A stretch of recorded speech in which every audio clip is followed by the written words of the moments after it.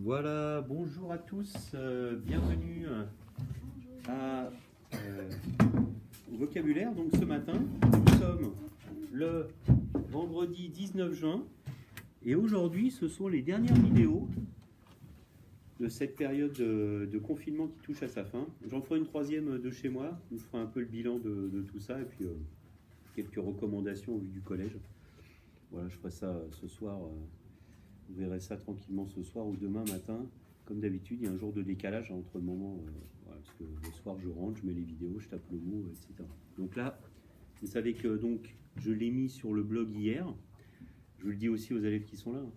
Donc sur le blog, le billet d'hier soir là, que j'ai mis, donc, qui est daté d'hier, eh bien, il y a en annexe le mot de Madame Boinem Koubou, donc directrice de l'école Ferdinand Buisson, qui indique voilà. Alors ce qui ne change pas, ce sont les horaires décalés, mais viennent donc les enfants qui sont inscrits à l'école, et il est écrit de manière obligatoire, alors à moins que vous ayez vraiment quelque chose d'autre, mais sinon vous êtes attendus lundi 22 juin à l'école, tous ensemble, donc on finira tranquillement comme des princes charmants. Oui, vas-y, qu'est-ce que tu veux dire? C'est pour faire l'exercice? Oui. On va revenir aux exercices. Les élèves sont impatients de corriger, ils ont raison d'ailleurs. Alors, qui a des choses à dire? Alors vas-y, Zachary, on y va? C'est parti, stylo vert? Alors, ce qu'on va faire, c'est qu'on va lire tous les énoncés. Comme ça, vous pourrez mettre sur pause. Et puis on va enchaîner avec la correction. Ça marche? Je propose qu'on lise le texte, les énoncés. Et puis tu fais tout ça, Zachary, parle fort, parce que tu es un peu loin du micro. Qu'est-ce qu'une plaine? Une plaine est une grande étendue de terre toute plate.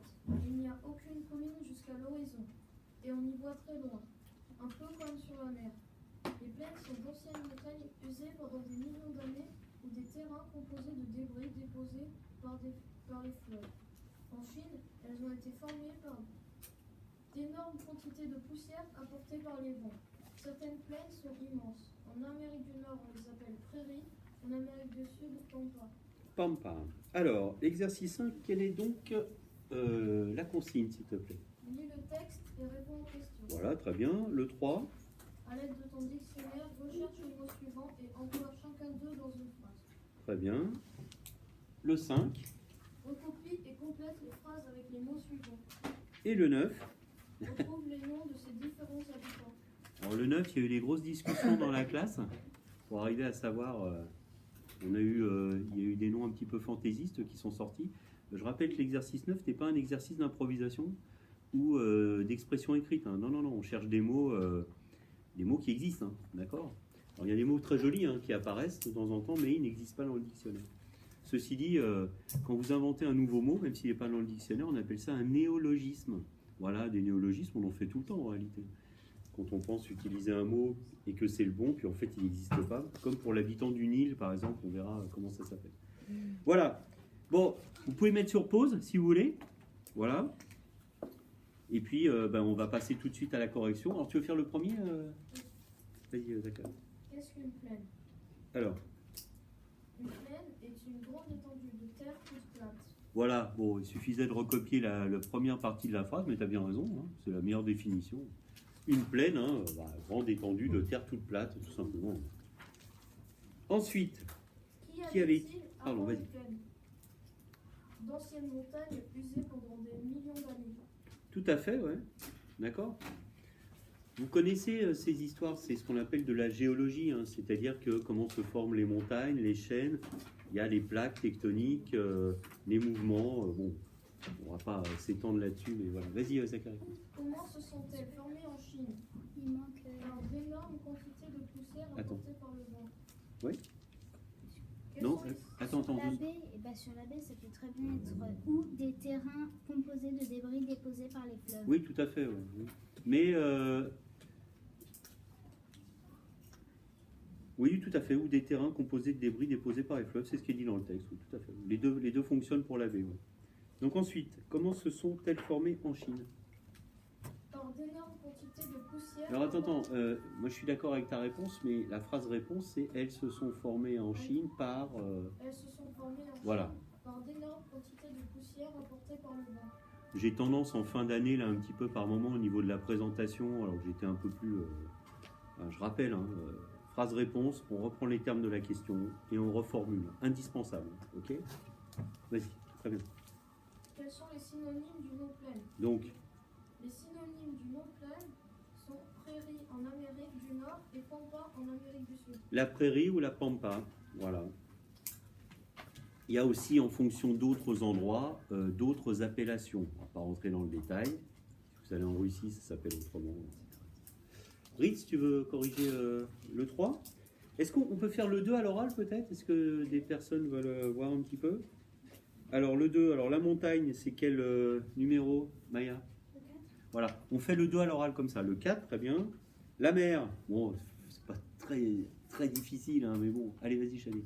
Le 1. Le 1, très bien. La vallée. Ah, attention. Célia. Le 2, oui. D'accord. On appelle ça une vallée encaissée. Vous avez remarqué ça, hein, en général. Les deux flancs de montagne très importants. Et au milieu, la vallée, très souvent, c'est le cours d'eau qui a fini par creuser à force de passer, qui a creusé la vallée. Ouais. Ensuite, pour finir, peut-être, non, il y a la plaine. Alors, qui propose quoi pour la plaine? Vas-y. Allez, Jeanne. Le 5. 5 pour la plaine. Alors, est-ce que vous êtes d'accord? Oh, oui et non. Hein. Tu dirais quoi, Maya? Le 5 aussi? Oui, le 5. Non, moi je sais. Ouais. 3. Le 3 ou le 5? Le 3, Ah, 3, c'est pas vraiment un plateau, parce qu'un plateau, c'est plat en altitude.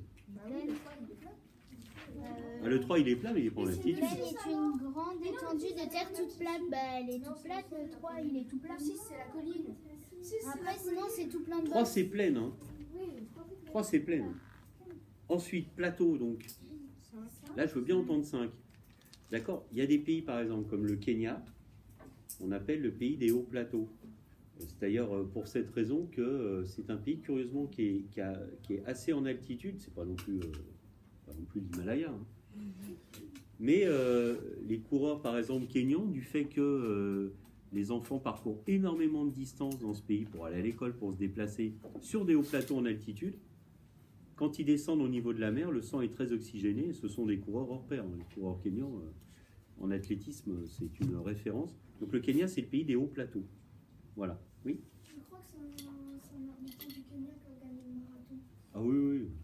Oh ben, ils ont remporté au... C'est rigolo parce que ce sont des coureurs qui sont apparus assez tard sur la scène internationale. C'est des gens qui s'étaient peut-être pas spécialement rendus compte qu'ils avaient des capacités particulières à la course. Et à un moment donné, quand ils ont commencé à venir sur le circuit, on s'est rendu compte qu'au Kenya, il y avait des gens qui couraient, c'était phénoménal, quoi. Et voilà, qui avaient une condition physique, qui avaient l'habitude de faire énormément de distance régulièrement, donc des coureurs excellents sur 3000, 5000, 10 000 marathons, les cours qu'on appelle de fond ou demi-fond. Voilà. Pour le sprint, c'est autre chose. Mais pour les courses, ils ont remporté énormément de prix. Bien, de médailles. Alors, donc, du coup, il nous manque quoi, là? Il nous manque la colline, et la colline, donc, à la fin, on trouve, le 6, très bien. Ça marche. OK? Voilà. On appelle ça, et tout ceci, ça forme ce qu'on appelle le relief, hein, tout simplement. Tu veux faire l'exercice suivant? Ah oui, on avait dit. Vas-y. Cet été, nous visitons les fjords de la Norvège. Oui, tout à fait. Voilà, fjords scandinaves, et particulièrement de la Norvège. Donc, c'est vraiment des vallées.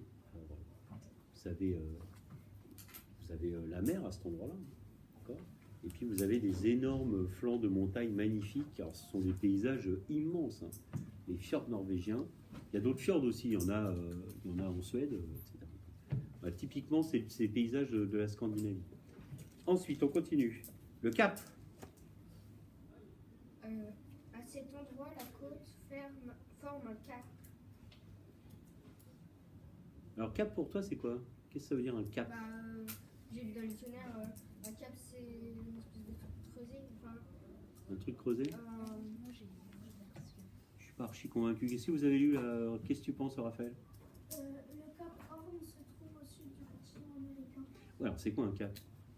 C'est une direction. Alors oui, si on joue au Cap Pémon, je fais un petit peu de publicité, je ferai exprès. Mais effectivement, le cap, c'est une direction. Mais si on parle de géographie, alors le cap Horn, ça veut dire ce serait dans quoi? Dans quelle direction? Cap de Bonne-Espérance, tout ça, oui? Exactement, c'est un point de terre qui est très avancé au niveau de la mer, le Cap. D'accord? Il y a une ville en Afrique du Sud qui s'appelle Le Cap, tout simplement. Et voilà, alors Cap Vert, voilà, c'est encore autre chose. Mais le Cap, effectivement, c'est une pointe en quelque sorte. D'accord? Tu as vraiment un bout de terre qui finit vraiment de manière assez étroite. Voilà, et puis après, c'est l'eau, un cap. Ensuite, la lagune. Alors, vas-y, Eva. La ville de Venise en Italie est construite sur une lagune. Bravo, typiquement. Alors, tu peux expliquer ce que c'est qu'une lagune, un peu, du coup? Une lagune, c'est Si tu te rappelles dans le dictionnaire, un peu. Non, mais ce qu'a dit ta camarade, oui? Je crois que c'est de l'eau dans un. Par exemple, s'il y a par exemple une île et qu'elle est un peu comme ça, bah, là ce serait une lagune. Oui, tout à fait. Ouais. Bon, moi je vois ce que tu as dit, mais tout à fait. Bien. On continue. Une dune. Allez, Maya.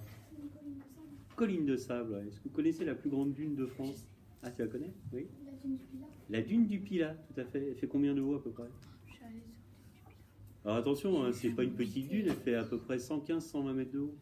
non, la montée. Ah ouais, c'est une dune de fou, et puis elle gagne un petit peu de terrain au fur et à mesure. Donc les maisons qui sont un petit peu derrière, c'est parce qu'à la fin ça fait une espèce de vague, mais très lente, hein, mais qui prend de la hauteur. Alors, il y a des dunes encore plus hautes dans d'autres déserts, hein, ça va jusqu'à 300-400 mètres. Mais la dune du Pilat, alors ça se visite, hein, on se balade, on monte, et c'est magnifique. Ouais. Oui. Bah, moi, quand j'étais en CE2, je suis allée à la dune du Pilat. Ouais. On était vers 14h et mes pieds ils étaient en train de brûler. Parce que si je m'arrêtais, ils étaient en train de brûler. Et à un moment, on était tout en haut, on redescendait. Mon père il filmait, on avait les tongs dans les mains. Et là, on courait. Mon père il a mis au ralenti et mon frère il est tombé la tête la première dans le sable. Il a fait les roulades. Ouais, alors, c'est tellement haut, puis il y a un flanc. Alors, il y a un côté qui donne vers la mer, c'est un petit peu arrondi, mais quand on vient de la terre, on monte et alors, il y a des petits rondins de bois pour pouvoir grimper. Hein. Parce que à pied, dans la centaine de mètres de dune, c'est quand même costaud à grimper, c'est fatigant. Donc voilà, mais on peut faire avec certains. Avec une petite luge, on peut faire de la luge, hein. On peut tout à fait. Absolument. Sur le sable. Ouais, absolument. Ouais, ouais. Moi j'ai déjà vu. Ouais.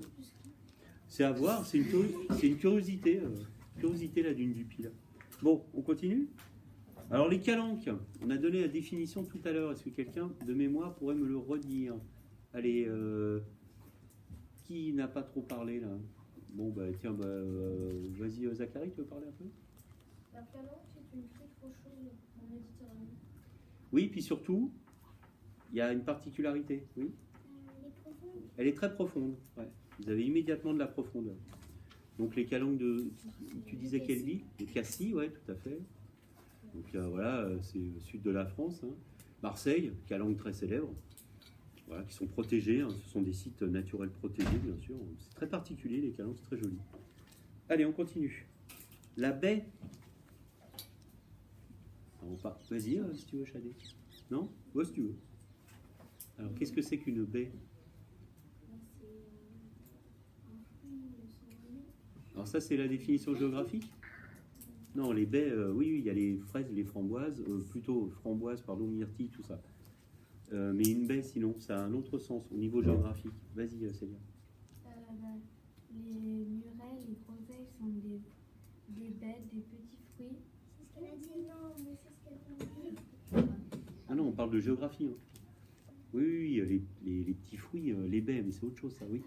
On parle de géographie. La baie du Mont-Saint-Michel. Alors, la baie du Mont-Saint-Michel, oui. Alors, qu'est-ce qui caractérise une baie?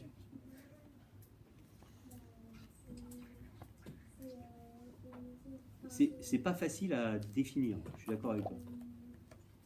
Je serais peut-être à la peine pour donner une définition précise, mais le dictionnaire, il est là pour vous aider. Alors, vas-y, Eva, un peu. C'est une grande, comme une grande plage.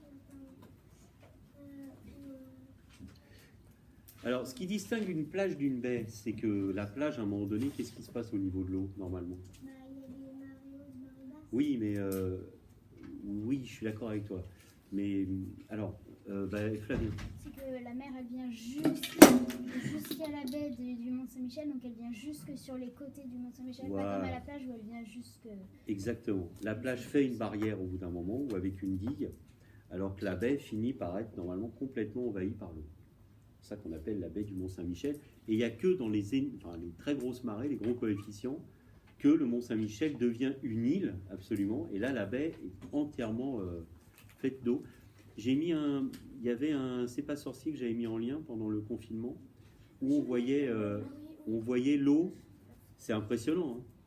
L'eau arrive de partout. Vous vous promenez dans la baie du Mont-Saint-Michel, il faut toujours le faire avec un guide, hein, parce que d'un coup, vous pensez que la marée, vous allez vous en sortir, puis en fait non, parce que l'eau arrive de partout. Et puis du coup, là, vous n'avez plus qu'à nager. Il faut être quand même très bon nageur pour rejoindre la rive, qui est quand même assez loin. Donc c'est très très piégeux. La baie du Mont-Saint-Michel, si vous promenez dans le Mont-Saint-Michel, il n'y a pas de problème, hein, mais la baie autour est très piégeuse. Qu'est-ce que tu veux dire, Raphaël? Vas-y. La définition exacte? Vas-y. Alors vas-y, on va voir par rapport à ce qu'on a dit. Échancrure de la côte littorale plus petite en général qu'un golfe. La baie du Tiston au Canada. Ouais, typiquement, quand on dit golfe, ça veut dire que c'est fermé, d'accord? On a quelque chose d'assez circulaire, comme le golfe du Morbihan, qu'on n'aura pas visité cette année, mais donc vous voyez la carte là-bas. Voilà, Morbihan veut dire la petite mer, donc vous avez comme s'il y avait une petite mer à l'intérieur, et ça on appelle ça un golfe. Et une baie, c'est vraiment, oui, une baie, c'est un tout petit golfe. Golfe avec un E, oui. Moi, je suis déjà allée au Mont-Saint-Michel, j'ai Ouais. marché jusqu'au Mont-Saint-Michel. Oh, c'est à voir hein, aussi. Moi, je vais en vacances pas très loin, donc j'y suis allé souvent. Et puis ça a été aménagé.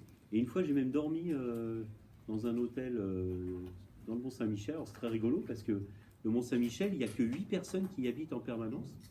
Et puis il y a quelques moines là-haut. Et je ne sais pas s'ils y sont encore d'ailleurs, mais il n'y a que 8 habitants officiels.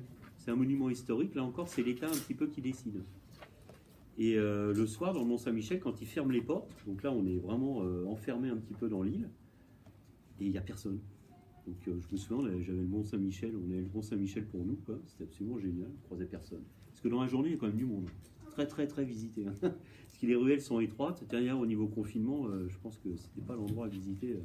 Il y a un monde fou, quoi. Mais alors la nuit, personne. Enfin bon, bref, c'est un bon souvenir.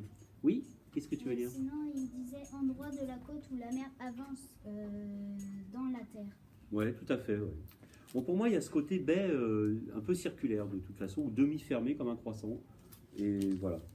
Bien, et ben c'est tout. Alors le 5, allons-y, recopier et complète les phrases avec les mots suivants. Bon, bah vas-y Flavien, t'es à côté du micro. La Loire est le plus long fleuve de France. Elle prend sa source au mont Gerbier de Jonc. Mont Gerbier de Jonc, qui se trouve soit en Haute-Loire, soit en Ardèche, je sais plus. Et le plus long fleuve de France, ouais, 1300 km à peu près la Loire. Voilà. À sa source. Ouais, c'est bon. Ben, quand vous regardez le tracé de la Loire, ça part, ça fait une espèce de... Ben là, il n'est pas tracé. Est-ce qu'il y a la Loire là-bas? Je crois pas. Ah si, il y a le Rhin là-haut. Ah non, c'est les frontières. Non, ben non. On a 1300 km, quoi. Voilà. Ensuite, vas-y, ben, continue. Vas-y, Flavien. Le confluent est l'endroit où deux cours d'eau se rencontrent. Exactement. Vous savez d'ailleurs que, comme la Seine est un fleuve un petit peu mythique, on dit que c'est la Seine qui passe à Paris, mais en fait, c'est pas la Seine qui passe à Paris, c'est l'Yonne. Parce que, je ne sais pas si vous savez, mais par exemple, tiens, je vous le dirai une fois que vous avez... C'est Marie-Claude qui me l'a appris, la gardienne. Elle m'a dit, oui, on dit que la Seine passe à Paris. En fait, c'est l'Yonne qui passe à Paris, si on veut être scientifiquement rigoureux, et elle a raison. Et dans une émission à la télévision l'autre soir, il y avait cette petite question, et beaucoup de gens ont mis la Seine, et c'était l'Yonne. Alors, je vais vous expliquer pourquoi. Mais on dit la Seine officiellement. Alors, pourquoi? Vas-y, continue. La Marne Confluent, donc. Hein. Voilà. se jette dans la Seine. La Marne est donc un affluent de la Seine. Un affluent de la Seine, elle afflue, d'accord? Autrefois, continue. Autrefois, on emmenait le bétail boire au ruisseau. Oui, tout à fait. Ensuite, L'eau qui dévale du torrent vas-y, est continue. glacée. Non, vas-y, continue. Le papa de Théo va pêcher au bord de la rivière.